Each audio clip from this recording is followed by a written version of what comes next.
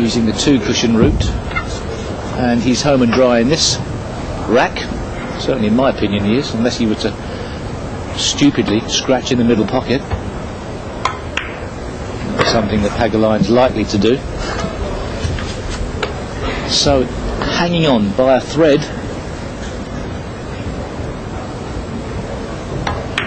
Well, perhaps not a thread, a bit thicker than a thread. He's back on level terms, but it seems like that.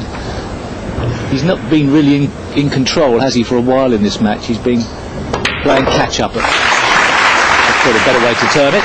Well, he buried the 9 into that pocket this time, no doubts. Pagulayan and Fuldez are treating all the fans here and all our viewers at home to a spectacle. 7-7 in the race to 10.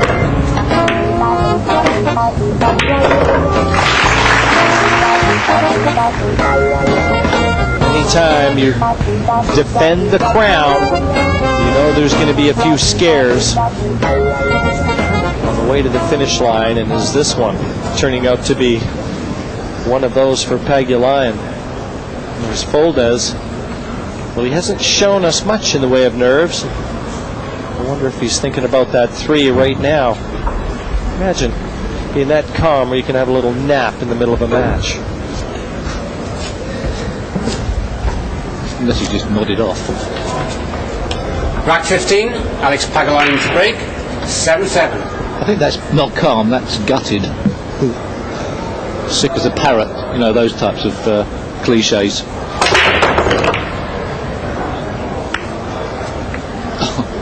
Don't go in, he says. I'd rather have that one sit up. Well, I think he would have done, although where the 2 ended up, he may have had a shot on it, but if that 2 had gone in the pocket, perhaps it would have been difficult, the 2 to 3, so even though he's got some work to do to guarantee good position on the 2,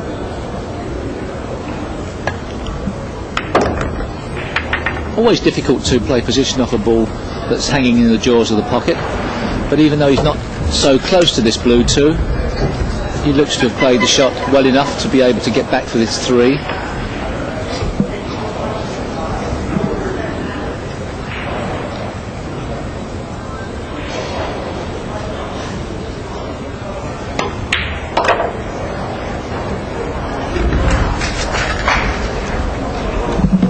A sure stroke that time from Alex.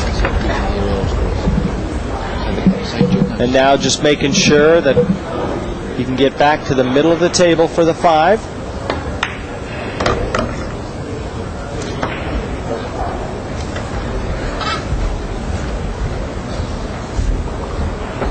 You just can't see Pagulayan missing another easy ball again. Both he and Fuldez, I think, have seen the light in terms of gearing down with all their attention, all their focus. It's just a matter now of how the balls are going to treat them when they come to the table after the break.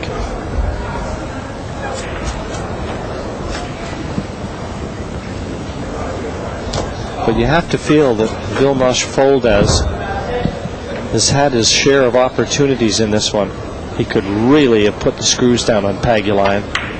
Yes, he certainly had the good running and good fortune, if there was any in the early part, or the middle stages of the early part of this match. But he hasn't pushed home that advantage, and he has missed a couple of big shots towards the end of these racks, just to let Pagulayan back in on level terms. A tricky 9.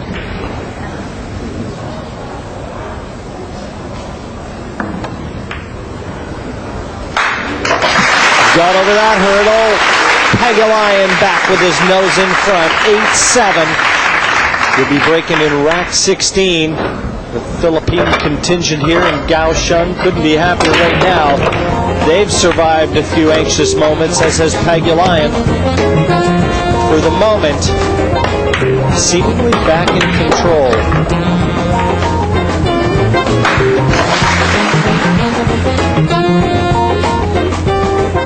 Timing is everything, not just in striking the ball, but also from the point of view of hitting the front in the last furlong, Pagulayan seems to have perhaps timed it to perfection. He breaks. Winner breaks in the knockout phase of this World Championship.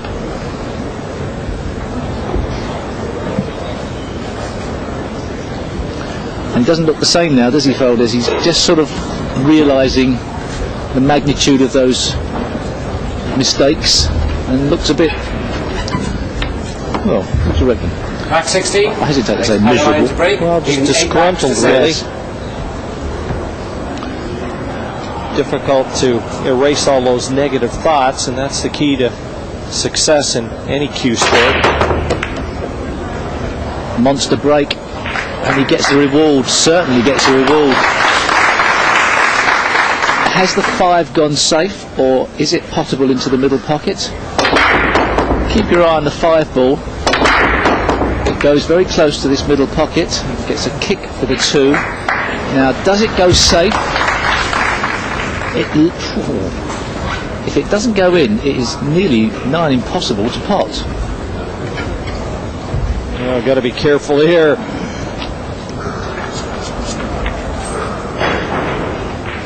Very hard to tell. I think it will go in. It would have to be frozen to the rail to be a problem, I think.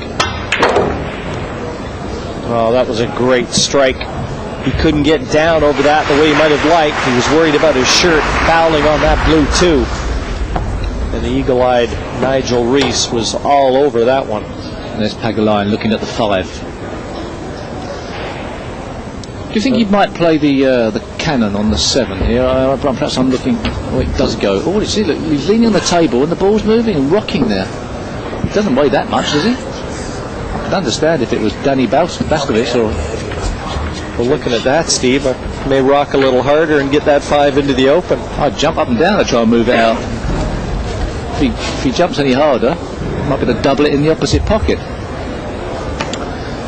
I was thinking if he could pot the blue 2 with right hand spin, perhaps he could collide with the brown 7, but then perhaps that's not the right shot. It's hard to say. Easy to play it with inside English and try and bump the 7 out of the way somehow.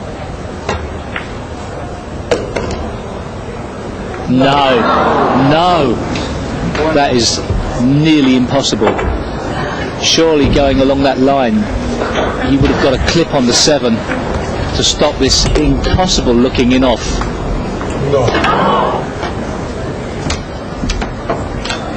Well, Lady Luck Settle down, please. has not really been on Alex's side in this match.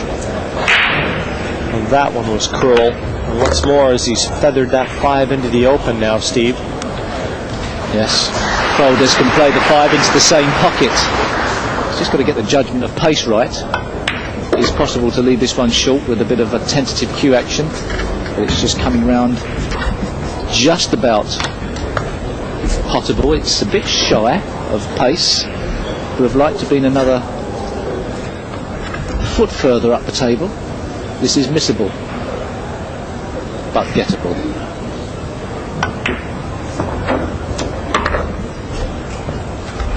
No applause, but that was a good shot. It was one that could have gone astray.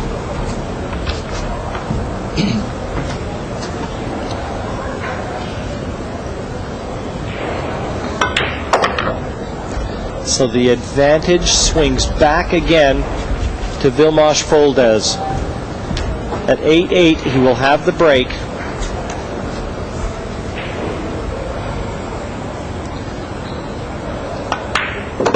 Seems to be heading towards 9-9.